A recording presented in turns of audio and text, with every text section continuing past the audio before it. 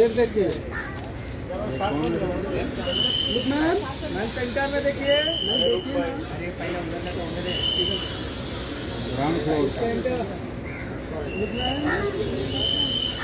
यहाँ पे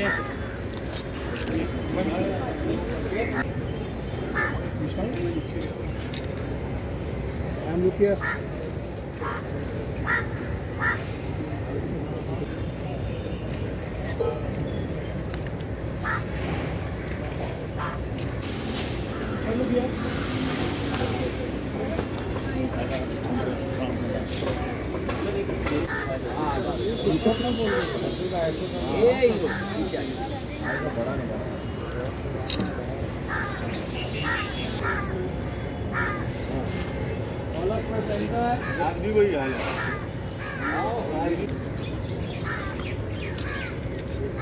madam you everyone in this camera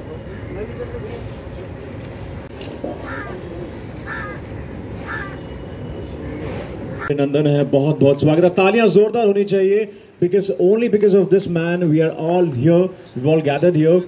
And sir, what a fantastic journey. This film is finally releasing on 30th of August and The Diary of West Bengal. Thank you. और इसी के साथ मैं मंच पे बुलाना चाहूँगा वो इंसान जिन्होंने बहुत मेहनत की है। इनके जो रिसर्च करने के तरीके हैं वो सुनने के बाद, फिल्म मेकिंग के प्रोसेस को जानने के बाद you will have goosebumps. Please welcome the captain of the ship, director Sanoj Mishra ji. जोरदार तालियों के साथ मंच पे आमंत्रित करना चाहूँगा हमारे डायरेक्टर साहब, captain of the ship Sanoj Mishra. Ladies and gentleman, sir बहुत बहुत स्वागत है आपका। प्लीज विराजमान हो जाए। और इसी के साथ फिल्म की जान जो रहती है फिल्म के हीरो और heroine, this handsome hunk ladies and gentleman is right here, जिनको आपने सभी गानों में देखा, and who's gonna be probably the next viral guy, Yajur Marwa. Zorda Thalia for the hero of this film, my brother. Many many congratulations. Finally the day is right here. Yajur Marwa, ladies and gentlemen. और इसी के साथ सबसे खूबसूरत मोहतरमा जो आप सबने यहाँ पे देखा है, शी इज ऑफ कोर्स, इन्होंने पिक्चर में गानों में चार चांद लगा दिए हैं। जोरदार तालियों के साथ मंच पर बुलाना चाहूंगा आशीन मेहता को। क्या बात है, जोरदार तालियां इस खूबसूरत हीरोइन, इस एक्ट्रेस, इस अभिनेत्री के लिए। और माशाल्लाह जो किस किरदार में आप ढली हैं, आज पहचाना लोगों को मुश्किल हो रहा है कि वही आशीन है। सो जोरदार तालियां प्लीज हमारी सभी कास्ट एंड क्रू के लिए जिनकी वजह से हम लोग एकत्रित हुए हैं यहाँ पे। तो सबसे पहले जितेंद्र सर, मैं आपसे शुरुआत करना चाहूँगा। Finally this project is happening, it's releasing on 30th August 2024 and बहुत मेहनत, कड़ी मेहनत आपने इस प्रोजेक्ट के लिए की है। फिल्म मेकिंग में सनोज जी बताएंगे कितने बैक बिहाइंड द सीन मेहनत की है। मगर सर, जब प्रोजेक्ट शुरू कैसे हुआ और आज जब ये प्रोजेक्ट जो है रिलीज की कगार पे है, तो आज कैसा महसूस कर रहे हैं आप? Please share everything about it. Thank you. मैं यहाँ पर मौजूद सारे मीडिया भाइयों को शुक्रगुजार हूँ उनका कि वो अपना एक कीमती वक्त निकाल कर हमारे बीच में आए। देखिए, the diary of West Bengal एक सच्ची घटना के ऊपर आधारित फिल्म है। 8 अक्टूबर 2001 में हमारे पड़ोसी मुल्क बांग्लादेश में सिराजगंज एक जगह है, वहाँ एक घटना घटी और वो दबा दी गई। लेकिन उसके बाद जब छोटे छोटे मीडियाज ने और छोटे लोकल न्यूज़पेपर्स ने उसको वायरल किया, तो वो दुनिया की एक दर्दनाक घटना थी। एक अनिल चंद्र का परिवार था सिराजगंज में और उस पर एकाएकी कुछ इस्लामिक कट्टरपंथी जिहादियों ने हमला किया, काफिर कहकर। और उनकी एक 14 साल की बेटी थी जिसका पूर्णिमा नाम था। उस 14 साल की बेटी के साथ में सामूहिक बलात्कार किया गया और वो ऐसा दर्दनाक बलात्कार था आप सोचिए, एक मां के सामने 14 साल की बेटी के साथ में इस तरह की हैवानियत,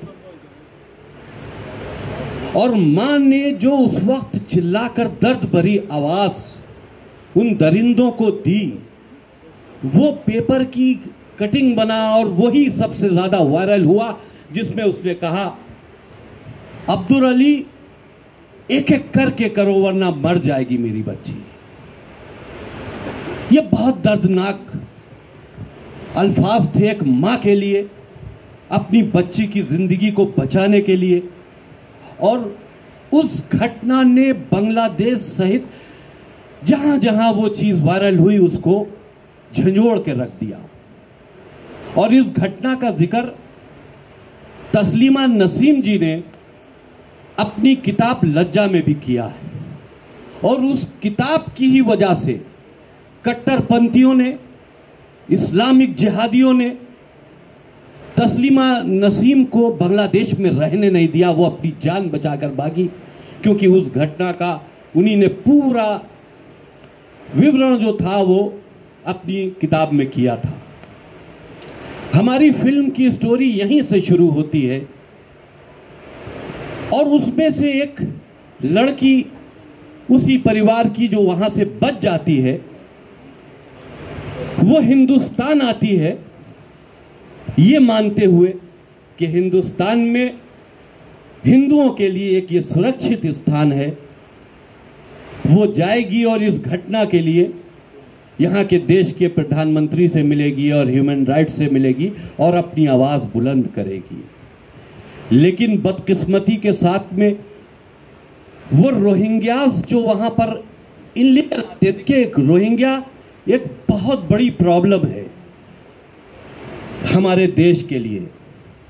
और ये घुसपैठिए जो हमारे यहाँ आते हैं, ये पूरे देश में फैल जाते हैं, हमारे आपके बीच में फैल जाते हैं, और इनका मकसद सिर्फ जिहाद है, गजवाए हिंद है।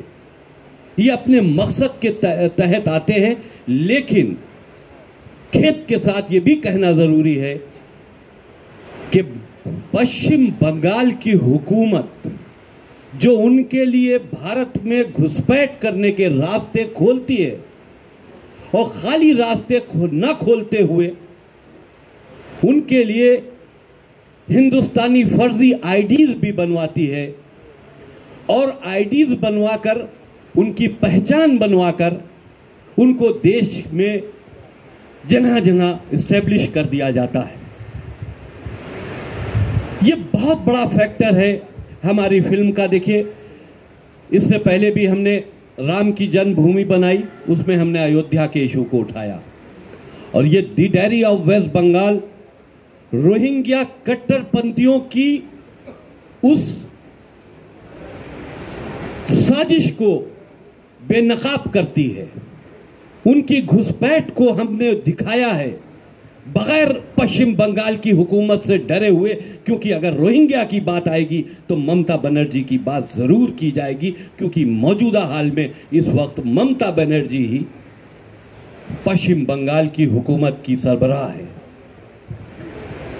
तो हमने बगैर डरे इस फिल्म में उन सारे पहलुओं के ऊपर से पर्दा उठाया है, और किस तरह से उस लड़की की जर्नी है, कैसे रोहिंग्यास उसको परेशान करते हैं, और बंगाल के हालात इस वक्त क्या है और पहले क्या थे, और किस तरह बंगाल के हालात कभी अच्छे नहीं हुए। हमेशा से वहां आज जिहादियों का एक बहुत बड़ा अड्डा है पश्चिम बंगाल। वहां की मुख्यमंत्री के संरक्षण में, उनकी सपोर्ट से वहां बड़ी बड़ी आबादियां बसी हुई, क्योंकि ये एक बहुत बड़ा वोट बैंक है।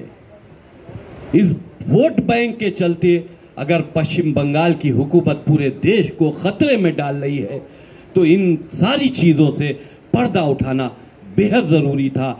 इसलिए इस मिशन को हम लेकर आगे बढ़े। सनोज भाई जो हमारे डायरेक्टर हैं, बहुत बड़ी इसमें इनकी मेहनत है, इनकी रिसर्च है, क्योंकि हर जगह इनका जाना, सारी ह्यूमन राइट्स से सारे कलेक्शंस करना, फिर स्टोरी तैयार करना, फिर लिखना, ये एक बहुत बड़ा टास्क था जो सनोज मिश्रा डायरेक्टर जो हमारी फिल्म के उन्हीं ने कबूल किया। और 30 अगस्त को हम ये फिल्म रिलीज करने जा रहे हैं फाइनली। और पूरा देश रोहिंग्यास के इशू को जानना चाहता है।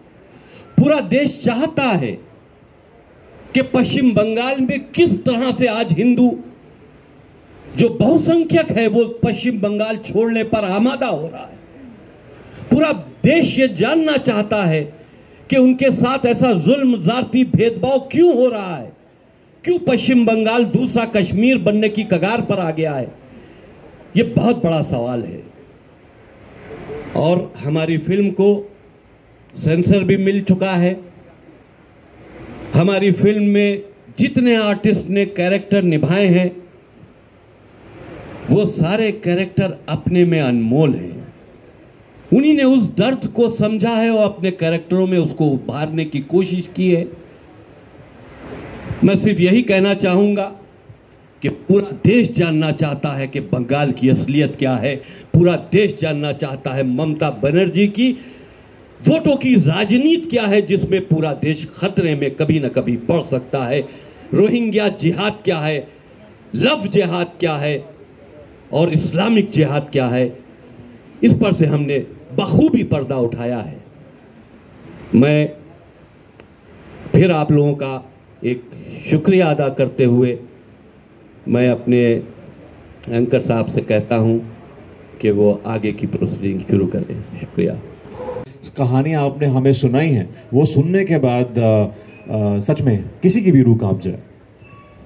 बहुत बहुत धन्यवाद अभिनंदन जी, सभी का अभिनंदन है और आपको धन्यवाद सर।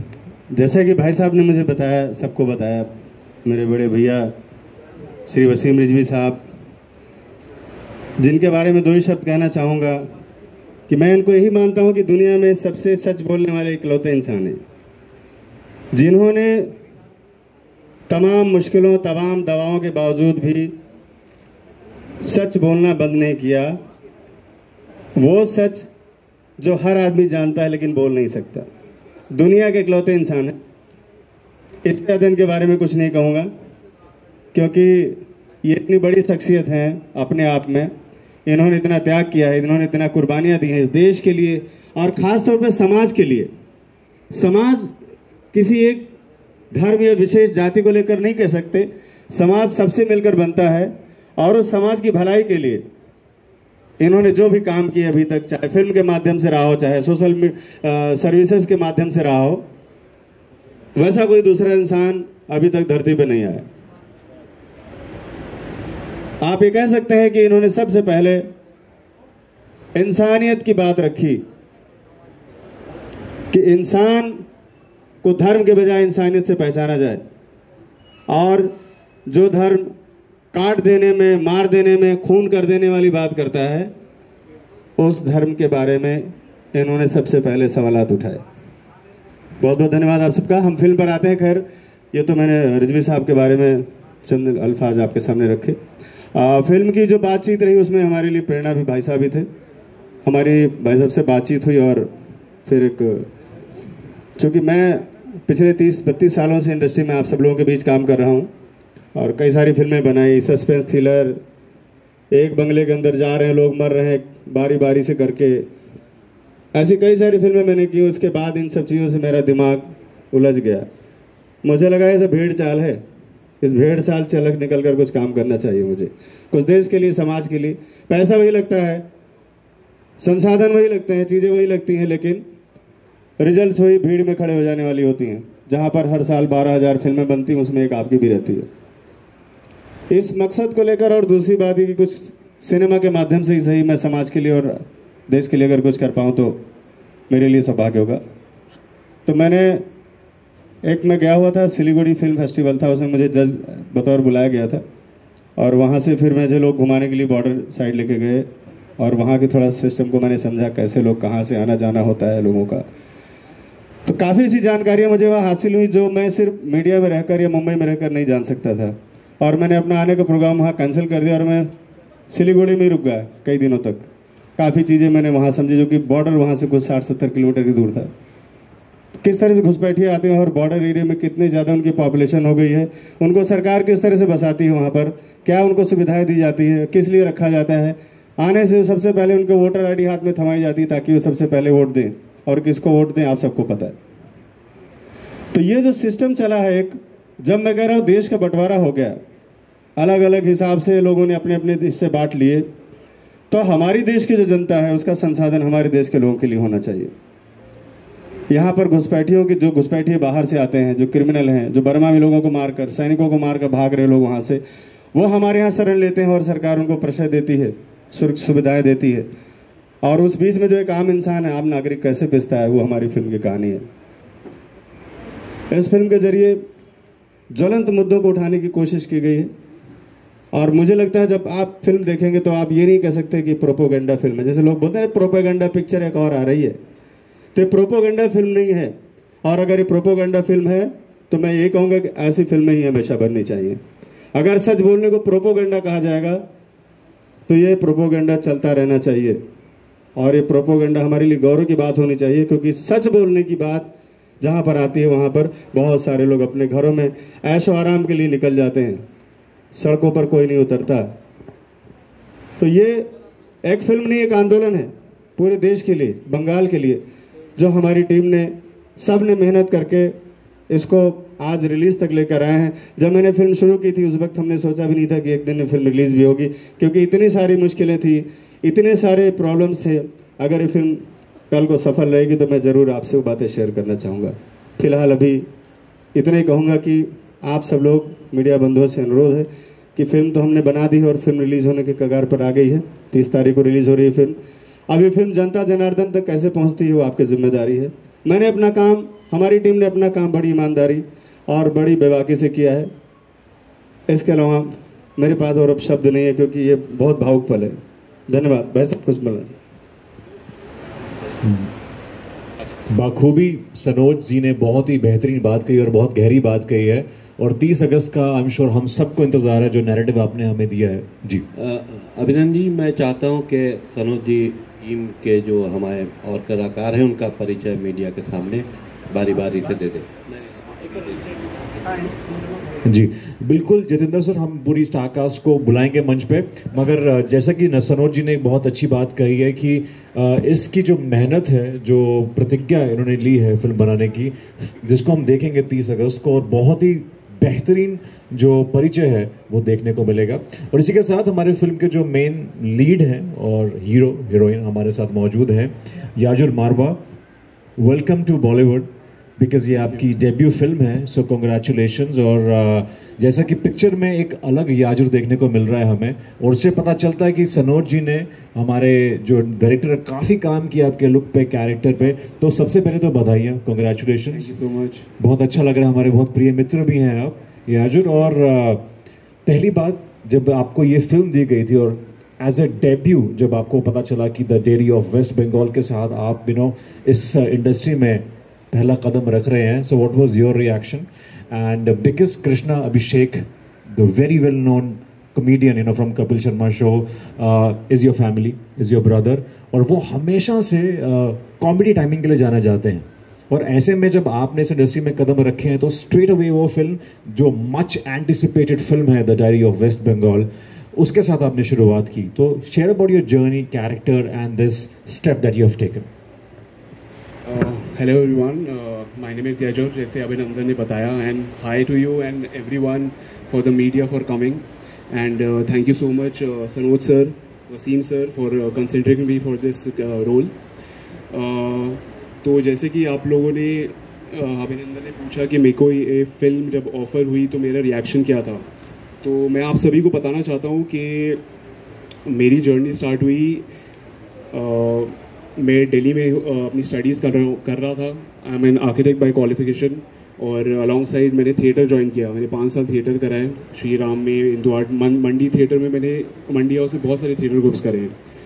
और साथ साथ मैंने अपना डांसिंग भी सीखा, मैंने मार्शल आर्ट्स भी सीखा, मैं ब्लैक बेल्ट। तो क्योंकि there is no fix book for becoming an actor, तो मैंने सब कुछ करा ट्रेनिंग। और then I came to Mumbai and I give auditions and everything. Sir मेरे को मिले और तरोज सर को भी मैंने ऑडिशन दिया था। तो उसके बाद मेरे को एक्चुअली जब मेरी फैमिली में है गोविंदा जी, कृष्णा, अच्छे एक्टर्स, मतलब मैं क्या बोलूँ, बट मेरा जो जॉनर है वो हमेशा रियलिस्टिक क्यों रहा है, क्योंकि I was always connected with theatre.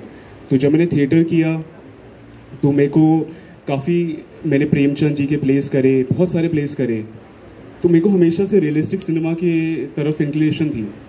तो ये फिल्म मेरी डेब्यू फिल्म है और एज पर माई लाइकिंग, तो I guess definitely I opted and said definitely I do this film. क्या बात है याजुर, बहुत बेहतरीन जर्नी तुम्हारी रही है और बकायदा ऑडिशन देके आए हो। सनोज जी के मामले में मान सकता हूँ कि वो कॉम्प्रोमाइज़ नहीं करेंगे, उनको ऑडिशन चाहिए, लुक फिट चाहिए, तो ही आप इस किरदार में आएंगे। मगर क्योंकि ये फिल्म जो है कंट्रोवर्सी में रही है और ऐसा सब्जेक्ट है, the story that needs to be told, that needs to be seen. Controversy की बात की है, of course you know you belong to a family जिसमें गोविंदा साहब का नाम जुड़ा है, जिसमें कृष्णा अभिषेक का नाम जुड़ा है। तो ऐसे में because you know you enter the tensile town, Bollywood town, nepotism को लेके बातें होती रही हैं, अब आप आए हैं तो आगे भी बातें होंगी। So Yajur, what's your take on that? So like nepotism के ऊपर मैं एक चीज़ क्लियर आउट करना चाहता हूँ कि जैसे मैंने बताया, सर ने ऑडिशन लिया, मैंने अभी पिछले 3 साल से मैं आई एम शूटिंग, ये मेरी फर्स्ट फिल्म रिलीज़ है, मेरे बहुत सारे गाने रिलीज़ हो चुके हैं और मेरी वेब सीरीज़ भी हो चुकी है। अब मेरी इस साल और 2 फिल्म रिलीज़ हो रही हैं, बड़ी फिल्म्स हैं, और सब में आपको एक, I always opt for subject oriented where character is the lead. So मैंने हर जगह ऑडिशन दिया है, बिना ऑडिशन के लिए मेरे को किसी डायरेक्ट कॉन्टैक्ट पे कोई काम नहीं मिला है, मैंने हर जगह ऑडिशन दिया है। और रही बात नेपोटिज्म की, मतलब बेनिफिट क्या है कि ऑब्वियसली मैं बचपन से इस लाइन से जुड़ा हुआ हूँ, मैं शूट्स पे जाता था, मैंने लाइव प्रैक्टिकल नॉलेज बहुत मिली है। वो होने के बाद भी मैंने सारी ट्रेनिंग इसलिए ली क्योंकि मुझे पता है उसकी नेसेसिटी क्या है। अगर आपको इंडस्ट्री में एक बार काम मिल भी जाएगा, लेकिन ऑडियंस तो आपको कैमरे में मुझे परफॉर्म करना है। आई डोंट थिंक सो कि वो कृष्णा परफॉर्म करें या गोविंदा जी, मुझे परफॉर्म करना है, तो मुझे उसके लिए ट्रेनिंग करनी थी और मैंने पूरी ट्रेनिंग लेकर आया हूँ मैं यहाँ पे। तो I guess hard work is the key to success. और बाकी ठीक है, थोड़ा बेनिफिट ज़रूर मिलता है कि हाँ आपको नॉलेज रहती है, आपने शूट्स देखे हैं, तो यू आर कनेक्टेड, बस that is the benefit which I get. And I always get support from family, and I guess every family supports, मतलब घर फैमिली को कौन नहीं सपोर्ट करेगा। एब्सोल्युटली। बट मैं ये क्लियर करना चाहता हूँ, काम मैंने अपने दम पे लिया है, ऑडिशंस दे के लिया है। ये चीज़ की तो मैं भी गारंटी दे सकता हूँ क्योंकि मैंने खुद देखा है मैंने खुद देखा है इनको ऑडिशन देते हुए। कुछ ऑडिशन तो मैंने याजुर के बनाए हैं। तो of course you no family की बात की है, Krishna Abhishek is your family, तो उनके कुछ सुझाव थे यहाँ पे एंट्री करने से पहले? एंट्री करने से पहले हमें ऑब्वियसली गाइड तो किया एज अ बिग ब्रदर, हमेशा गाइड किया कि काफ़ी कि मैं जब दिल्ली रहता था, उसके शोज़ वगैरह होते थे, वो दिल्ली आता था तो मैं हमेशा स्टारडम देखता था उसका कि ये है, लोग देख रहे हैं, बट वो हमेशा मुझे बोलता था कि इसके पीछे बहुत ज़्यादा हार्डवर्क है। और जब मैं बॉम्बे आया तो मुझे रियलाइजेशन हुई कि वो सही बोलता था। तो गाइडेंस हमेशा अच्छी मिली है कि work hard, work on your acting skills, on your self, and that is it.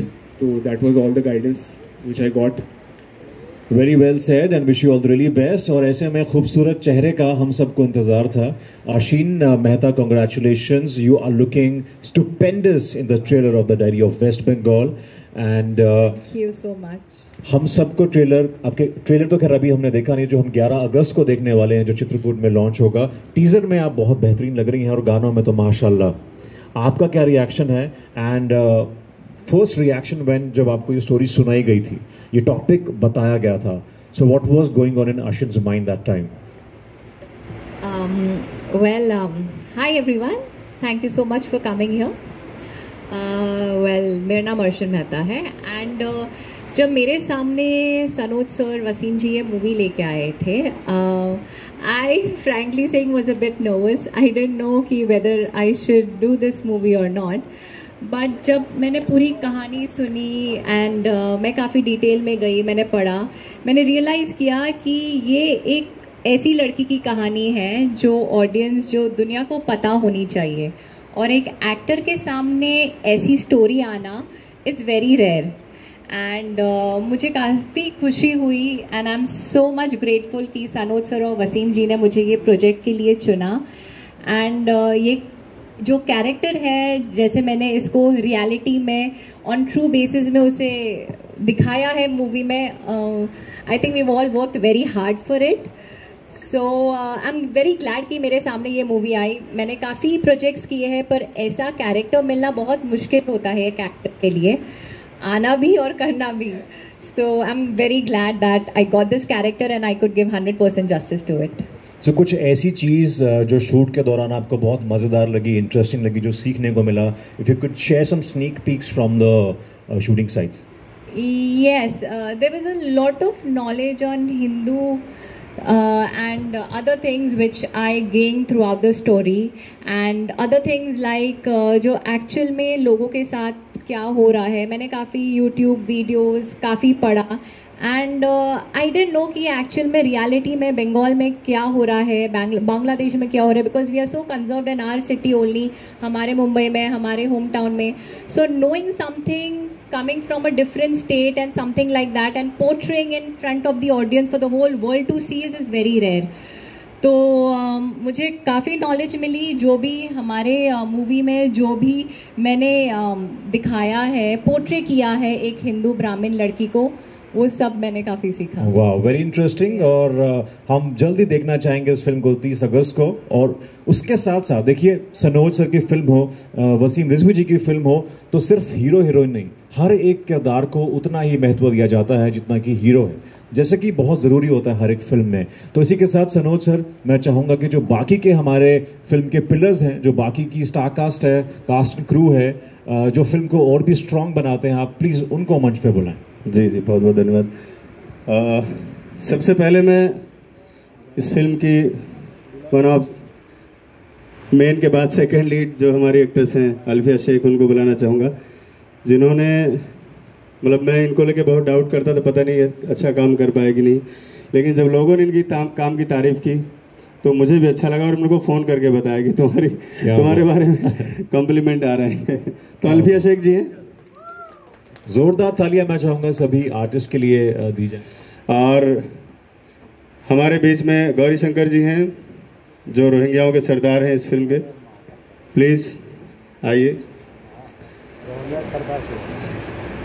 साथ ही देव फौजदार जी हैं, जिन्होंने भी एक एज ए हीरो इस फिल्म में, समझ ली, एक बहुत ही, मतलब ये बंगाल को एक तरह से रिप्रेजेंट करते हैं।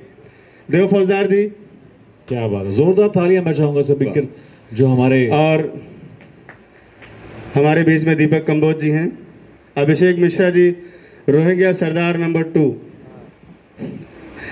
आइए। गुरु जी मेरे रामेन चक्रवर्ती जी, श्री दीपक सूठा जी, जिन्होंने इस फिल्म में एक राष्ट्रवादी नेता का किरदार अदा किया है, कृपया मंच पे आने का कष्ट करें।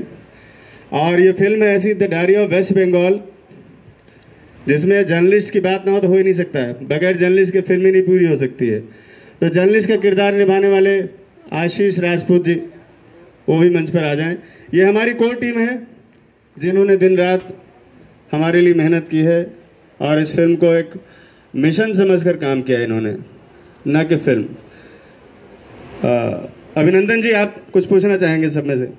सर, इतने दिग्गज कलाकार यहाँ पे मौजूद हैं और इतने सारे एक्टर्स हैं, सवाल तो हम श्योर बहुत सारे होंगे जी, मगर उससे पहले मैं चाहूँगा वसीम रिजवी जी, आप इससे पहले हमारे मीडिया कुछ सवाल करें, आप कुछ कहना चाहेंगे about this film that's releasing on 30th अगस्त। अभी आप लोगों के बीच में एक बहुत बड़ा मुद्दा चला था शाहजहां शेख का, सब ने देखा और कई दिन आपकी मीडिया पर वो हावी रहा। हमारी फिल्म में शाहजहां शेख जैसा ही एक कैरेक्टर है। हम लोगों ने जब सनोज जी रिसर्च करके आए थे तो उसमें शाहजहां शेख का किरदार भी हम पर वाज़े हो चुका था, हम समझ चुके थे। तो उस फिल्म की भूमिका जो निभाई है वो हमारे दीपक कंबोज जी ने निभाई है एज अ क्या बात है, शाहजहां शेख। मतलब शाहजहां शेख उसमें नाम नहीं है, महमूद साहब इनका नाम है, लेकिन ये एक एमपी का किरदार उसमें इन्हीं ने निभाया है। मैं स्पेशली ये बात कहना चाहता था क्योंकि ये मीडिया में बहुत दिन उछलता रहा शाहजहां शेख का किरदार, और जब तक आप लोगों ने उनको पकड़वा नहीं दिया तब तक आप लोग चलाते ही रहे। बहुत खूब सर। और जैसा कि सर ने कहा है कि मीडिया का बहुत इम्पोर्टेंट रोल होता है, बिकॉज हमारा एक स्तंभ है। तो इसी के साथ मीडिया से हमारे जो सवाल जवाब हैं वो चलेंगे। So if any questions we are open to Q&A। जी बिल्कुल।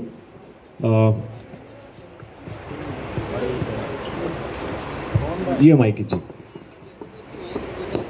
हेलो रिजवी साहब, मेरा सवाल आपसे है, इस तरह के सेंसिटिव मुद्दों पर जब फिल्में बनती है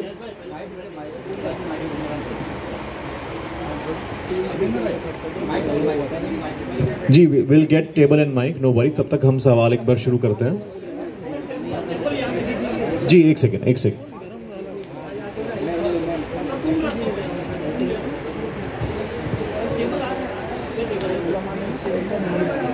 आ रहे हैं।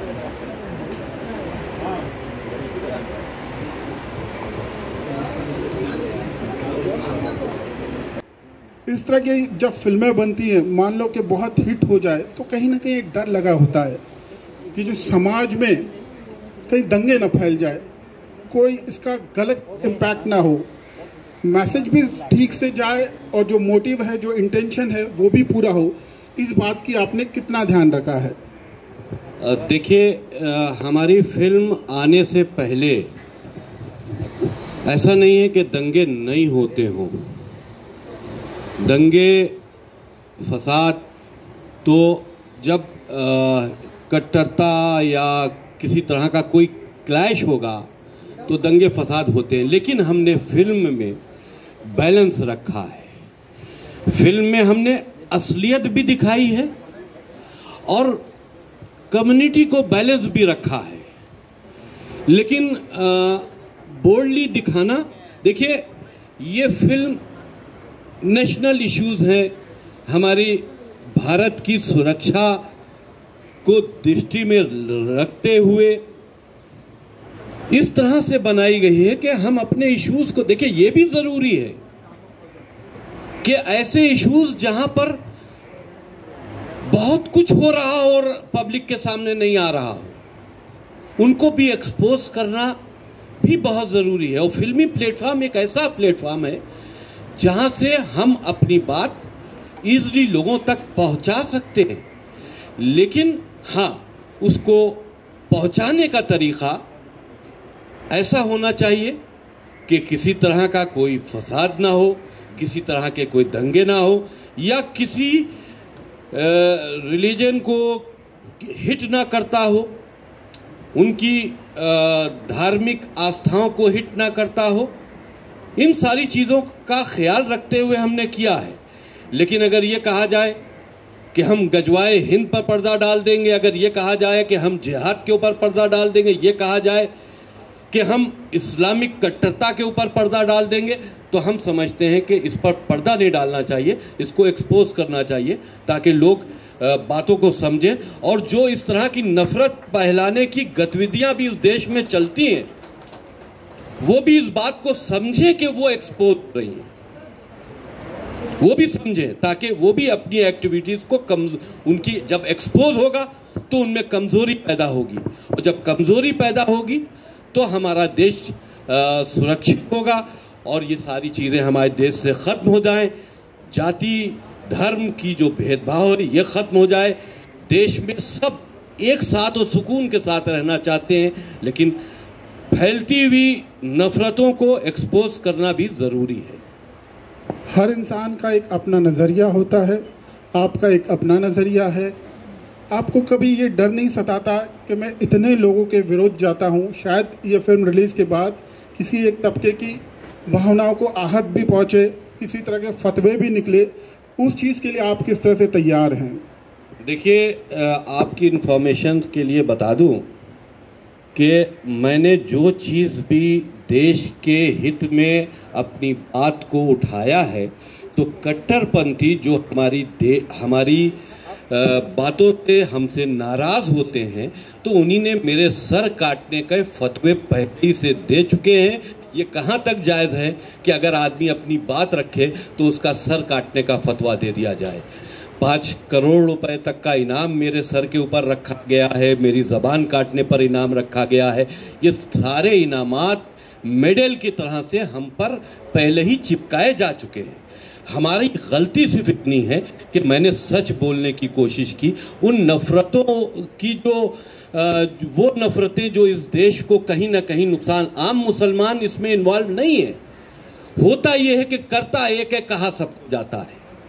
तो जो कर रहे हैं उनको एक्सपोज करना ये हमारे देश के मुसलमानों के हित में भी है कि वो इसमें इन्वॉल्व नहीं है। लेकिन ऐसी विदेशी ताकतें, ऐसी विदेशी मानसिकताएं जो हमारे देश के अंदर सरकारी सपोर्ट से, या हम यूं मान लें कि वेस्ट बंगाल में जो इस वक्त मौजूदा हुकूमत है टीएमसी की, उसके सपोर्ट से अपनी जड़ों को मजबूत कर रही है, तो हमारे देश के लिए खतरा है और देश के साथ साथ में भाईचारे के लिए खतरा है। तो इस चीज को अगर इसके लिए हमको और भी कोई खमियाजा भुगतना पड़े, मेरी जान भी चली जाए, तो मैं इस संघर्ष में, मेरा संघर्ष जारी है, मैं उससे पीछे नहीं हटता। हेलो, मेरा प्रश्न सनोज जी से है। सर पहली बात तो आपका बहुत शुक्रिया कि आपने ऐसी पिक्चर बनाई और ये एक रियली आई ओपनिंग है हम सब हिंदुस्तानियों के लिए। तो मेरा ये सवाल था कि आपको इस जब भी मूवी आपने कहा था कि आप रुक गए थे थोड़े दिन वहाँ पर, पूरा हर चीज़ का आपने मुआवजा किया जी, और कहीं तो ऐसा हुआ कि वहीं पर वहाँ पर भी आपको डर भी लगा रहेगा जब इन्वेस्टिगेशन करते हो तो लोगों को तो पता चलता है ना आप किस मकसद से उसको जी कर रहे हो। जी बिल्कुल। तो ऐसा कुछ अनुभव हुआ था कि आप बता सकते हो? ऐसे अनुभव के बारे में जो आपने जैसे कहा, तो चूँकि मैं जब स्टडी के लिए जैसे गया हूँ तो मैं अपनी तैयारी के साथ जाता था, आम पब्लिक में घुल मिल गया, छोटे से होटल में रह गया, छोटे से होटल में खाना खाया, इधर उधर घूमना टहले, लोगों से बातचीत किया। वो चूँकि अकेला रहता था इसलिए मैं अपने आप को सुरक्षित कर लेता था। असल चैलेंज मेरे लिए तब हुआ जब मैं शूटिंग करने के लिए पूरी यूनिट लेकर बंगाल पहुंचा। वो ज़्यादा चैलेंजिंग था क्योंकि वेस्ट बंगाल पहले से ही FIR दर्ज कर चुकी थी हम लोगों के ऊपर, और फिल्म बगैर बंगाल के पूरी नहीं हो सकती थी। उस फिल्म को उस हालात में पूरी करना जहाँ पर आपकी 100% आबादी बांग्लादेशी लोगों से भरी हुई हो, वहाँ पर शूटिंग करना ये बहुत बड़ा चैलेंज था। और ये इस पर बड़ी अच्छी फिल्म बन सकती है, सस्पेंस थ्रिलर, कि किस तरह से हम लोगों ने वहाँ पर और कैसे कैसे हमारे कलाकारों ने डेयरिंग के साथ जो हम प्लानिंग करते थे रात में होटल में, उसके बाद अगले दिन उसको एग्जीक्यूट किया जाता था। कुछ लोग बीच बीच में गड़बड़ भी करते थे, तो वो सब चीज़ें भी संभालना बड़ा एक चैलेंजिंग था। और जहाँ तक रही डर की बात, तो आप सोचिए सुंदरबन जैसी जगह जहाँ पर हमारे पास बहुत कम संसाधन थे, लोग थे ज़्यादा, 6 दिन 8 दिन का शूट करना, पता नहीं किसको टाइगर कब उठा ले जाए, सांप किसको काट ले, कौन सा इंसिडेंट हो जाए वहाँ पे किसी के साथ, क्योंकि वो जानवरों से भरा हुआ जंगल है पूरा, और इंसान नाम की चीज़ वहाँ पर आपको सैकड़ों किलोमीटर तक नहीं मिलेगी। तो वो भी एक बहुत बड़ा अपने आप में टास्क था और हम सब लोगों ने उसको मिलकर पूरा किया। जैसे हमारे एक्टर्स लोगों ने हमको बहुत, एक्टरों ने सारे ने बहुत सपोर्ट किया, क्योंकि वैनिटी वैन भी तो 1-1.5 किलोमीटर दूर रहती थी, तो कपड़े चेंज करने जाना, फ्रेश होने जाना, बहुत सारी मानवीय जो चीज़ें होती हैं, इंसानी चीज़ों के लिए भी हमें बहुत सारे स्ट्रगल करने पड़ते थे। और उस बीच ये डर बना रहता था कहीं राज न खुल जाए तो हम लोग यहीं से ही निपट जाएं। और जिस वक्त मैं यूनिट लेकर निकला था तो मुझे ये ऐसा लगा था कि मैं बहुत गलत करने जा रहा हूँ, अपने साथ साथ में करीब 70-80 लोगों की और जान जोखिम में डाल रहा हूँ। लेकिन सब लोगों के इरादे बहुत नेक थे और चीज़ें बड़ी अच्छी हुई। धीरे धीरे करके हम लोगों ने फिल्म को पूरा किया है, टास्क को पूरा किया है। Thank you. क्या बात है सर। और ऐसे और भी बहुत सारे किस्से हैं जो शेयर करेंगे, मगर फिलहाल वसीम रिजवी जी, यारजोर, आशिन and Sanoj ji will be moving ahead for the interviews as the journalists are waiting, but the press conference will continue with other star cast. मैं इसमें गाजी खान का करने चल रहा हूँ, जो कि यूनियस का चीफ है। हम सारी कारस्तानी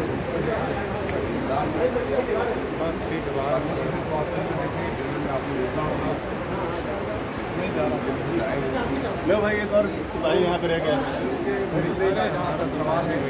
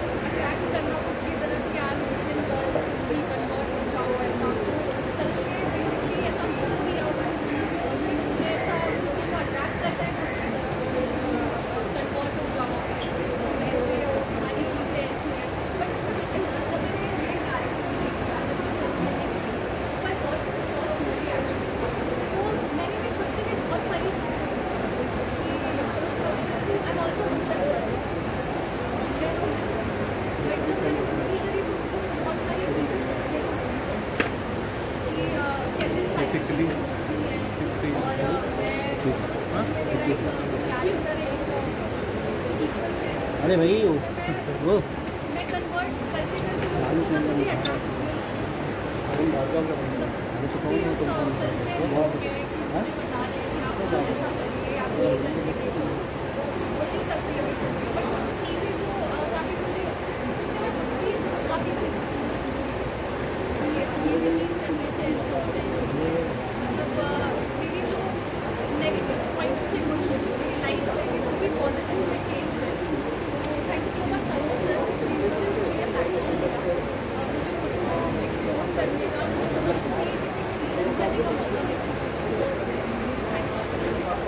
करते बेसिकली मैं क्रिकेट से ही नाट्य मंच हमारे क्रिकेट का नाम है और इसमें जो मैं करेक्टर कर रहा हूँ बहुत पॉजिटिव करेक्टर है विशाल का।